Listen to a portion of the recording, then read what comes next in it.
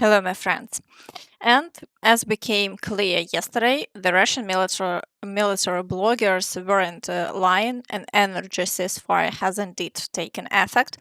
It was possible to reach an agreement that during severe frosts, Russia wouldn't strike Ukraine's energy facilities. And Trump said that it was he who reached an agreement with Putin so that there would be no new attacks. And I personally asked President Putin not to fire into Kiev and the various towns for a week. And he agreed to do that. And I have to tell you, it was very nice. A lot of people said, don't waste the call. You're not going to get that. And he did it. And we're very happy that they did it. Zelenskyy also said that negotiations about the energy ceasefire took place in the Emirates. He thanked Trump for influencing Putin. An important statement by President Trump regarding the possibility of providing security for Kyiv and other cities of Ukraine during these winter cold spells from Russian strikes.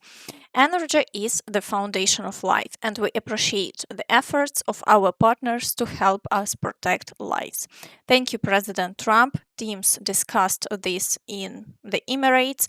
We hope that the agreement will be upheld. De escalation steps contribute to real progress toward ending the war. Zelenskyy also commented on the situation in his evening address. I thank the American side for its efforts to stop strikes on the energy sector at this time, and we hope that the United States will be able to ensure this. There is a statement today from the President of the United States. The real situation tonight and in the coming days, the actual situation at our energy facilities and in our cities, will show it. Glory to Ukraine. And overnight, it was already clear that there was no serious activity in the sky. The first night of the so-called energy ceasefire has passed. Indeed, everything was almost calm if we don't count drone strikes in Zaporizhia, where an industrial facility was hit. However, nothing targeted the energy sector, which is already a good sign. Severe frosts are coming now, so we must remember that despite all agreements with the Russians, we still respond to raid alerts because the Russian Federation very easily breaks its promises. Naturally, shelling will continue, but most likely it will be directed at military and industrial targets. But the fact that all of this is happening says a great deal. There are two possible explanations. Either things are going very badly for Putin, and Trump threatened him with new sanctions, which is why he agreed to a ceasefire, even though Russia had previously rejected it. Or the negotiations are generally progressing successfully and everything is approaching an end. That is why Russia has begun agreeing to a ceasefire, because it understands that there is no point in trying to finish off Ukraine and that the war may be ending in the near future. And the fact that there is progress in the negotiations has once again been stated in the United States as well. The Ukrainians actually said that we've made more progress since Geneva than they've seen in the last 4 years of that conflict. So we had 5 Russian generals last Sunday in Abu Dhabi with Jared and Dan Driscoll, and we think we made a lot of progress. The talks will continue in about a week, but lots of good things happening between the counterparties. Rubio also said that the last issue that remains to be resolved is territory. I think the one remaining item remains the one you're all familiar with, and that is a territorial claim on Donetsk in particular. And I know there's active work going to try to see if both sides' views on that can't be reconciled. It's still a bridge we haven't crossed. It's still a gap, but at least we've been able to narrow down the issue set to one central one. Thus, if we summarize everything said above, it becomes clear that everyone is talking about the fact that the territorial issue is in fact being addressed. There is movement as well. However, no one is publicly disclosing the results of the negotiations. But the Kremlin is not as optimistic as the United States. Ushakov stated that in addition to territory, there are many unresolved issues, and that what the United States claims to have decided regarding security guarantees wasn't discussed with Russia at all. The territorial issue is the most important one. But many other issues remain on the agenda. Many issues. They say security guarantees have been agreed upon, but have they been agreed with Russia? Nothing of this has been agreed with the Russian side. In that case, are we really at such an advanced stage of negotiations? We have conducted only the first round of talks within the framework of a working group on security. That is where we are. Overall, on the one hand, it appears that if Russia has agreed to an energy ceasefire, the situation may indeed be moving toward the end of the war, and further agreements may be reached in negotiations. On the other hand, the Kremlin once again says that they are still far from the finish line. Friends, what do you think about this? Be sure to write your thoughts in the comments. At the same time, there is not much belief in a ceasefire in Lviv after reconnaissance drones were spotted flying over the city. People there became very alarmed and decided to introduce a state of emergency preparedness. A state of emergency readiness has been introduced in Lviv due to the possible shelling by Russia during severe frosts. I urge residents to prepare. Mayor Sadovy. The Lviv Regional State Administration also noted that in the event of a blackout, there would be no 5G, no 4G, and no signal at all.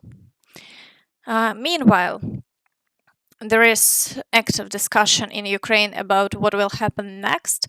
Analysts conclude that further developments will largely depend on the results of the negotiations scheduled for February 1st. An energy ceasefire has officially begun. Its duration will depend on the outcome of the negotiations between Ukraine and the Russian Federation on Sunday. News of a temporary energy ceasefire between Ukraine and Russia surprised many today, as few truly believed that Russia would agree. This ceasefire looks more like a demonstrative step ahead of negotiations. Usually, the Russians carry out major strikes once or twice a week, accumulating the necessary number of drones and missiles. So this pause fits into their usual pattern and doesn't indicate an attempt to end the war. If something doesn't suit the Russians at the negotiations, they will immediately resume strikes on Ukraine's energy infrastructure. Overall, this is most likely exactly what will happen. Over the course of a week, the Russians will stockpile missiles and Shahed drones.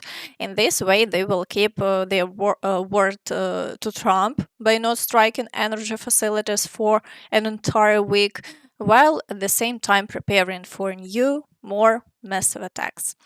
But you can share your own opinion on how events will develop next in the comments. Perhaps it will be your version that turns out to be correct.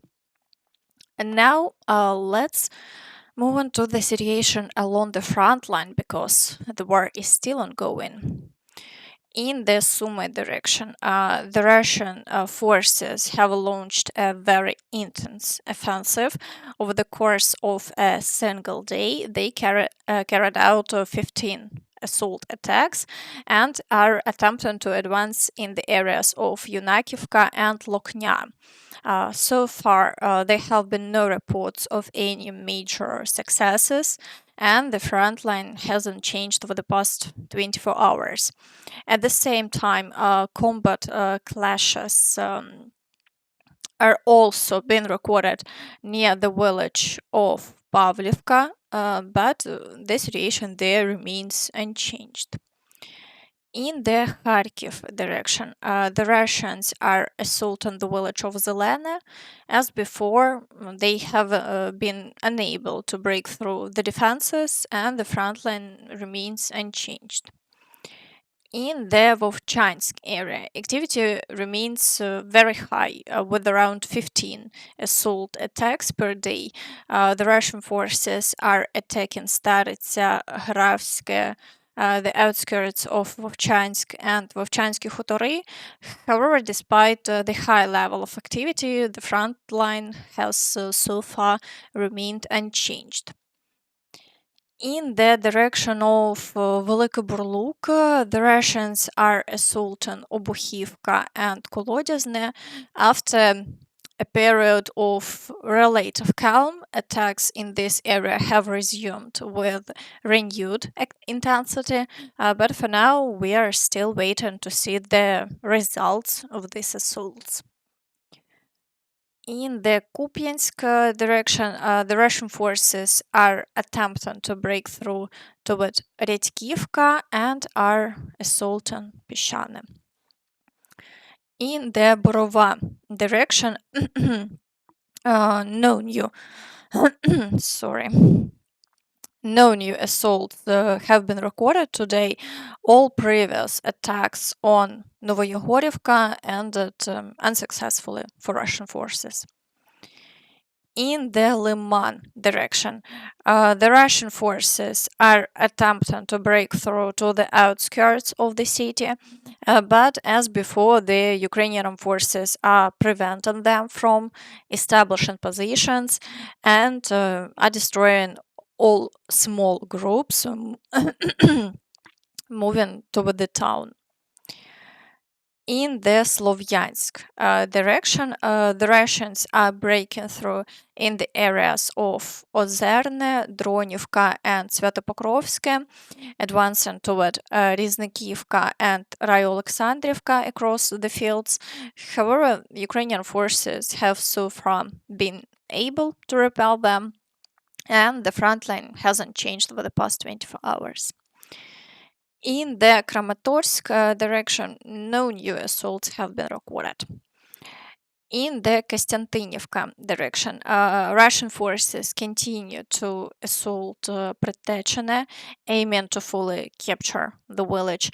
Fighting is ongoing on the outskirts of Kostantinivka, and they are also assaulting Plashivka.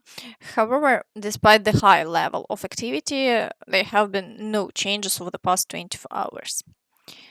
In the Borova or in the Dobropilla direction, Russian forces are attempting to break through to Torske, assaulting Sofiivka, and advancing toward the town of Bilitske.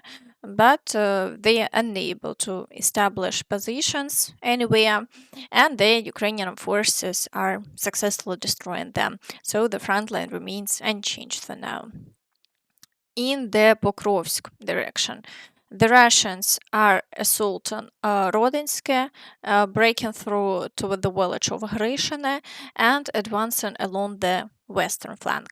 There are also reports that the road to Pavlograd is now being targeted not just up to 65 kilometers in, but all the way toward Pavlograd, which is approximately 92 kilometers from Pokrovsk. The Russian Molnia drones are chasing our transport and hitting it. In half a day, these Russian drones, made from scraps of plywood, plastic, cardboard, and aluminum, destroyed 6 vehicles, mostly fuel trucks, transports, and even one vehicle carrying bread. This is along the road Troitsk-Mykolaiivka, Dmitrivka, Pavlograd. Fortunately, there were no casualties. This level of activity by the Molnia drones in this area is unprecedented. Thus, the Russians are already destroying Ukrainian equipment deep behind the lines. They understand that closer to the front, movement is very cautious, but further back, military vehicles travel almost in columns, and the Russians have now begun actively targeting them.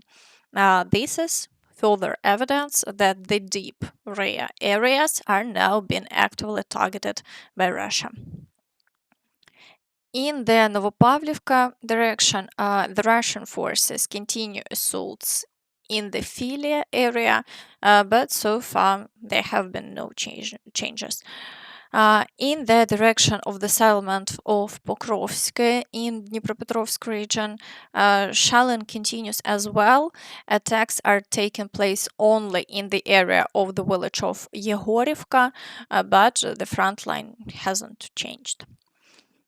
In the Gulay-Pole direction, activity remains high, especially in terms of shelling. The Russian forces are devastating all frontline villages in an attempt to clear a path towards Zaporizhia.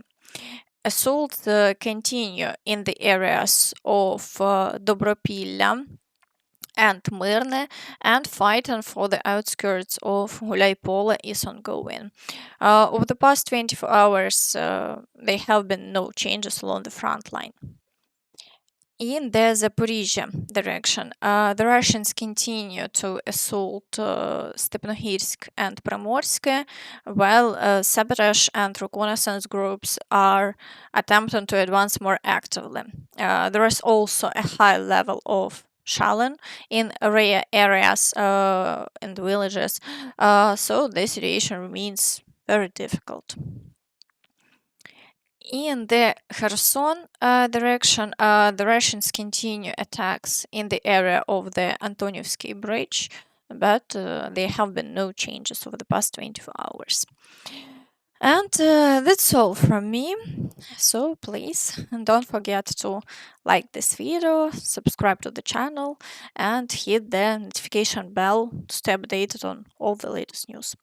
Thank you for watching, and see you next time. Bye bye.